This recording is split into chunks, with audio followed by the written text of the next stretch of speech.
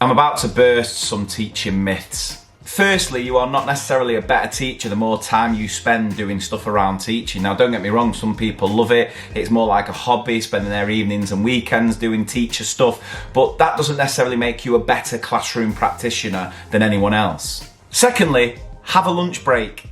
Do it. Don't be a martyr. Most of the things you're doing during your lunchtime can probably wait. Switch off, have a conversation with another adult around something other than teaching, and I tell you, that'll have a huge impact, not just for you, but then for your classes in the afternoon. I've said this before and I'll say it again, can we please get rid of the word outstanding in education? It creates this fallacy that puts so much unnecessary pressure on us as teachers.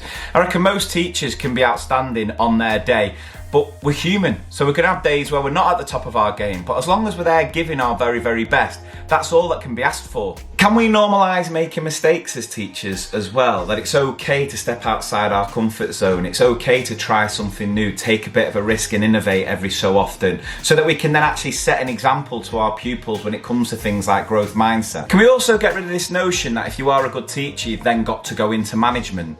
Like, it's actually okay to want to stay as a classroom teacher. There's nothing wrong with that. In the same way, it's fine if you want to go into management, but there shouldn't be that pressure there to do it.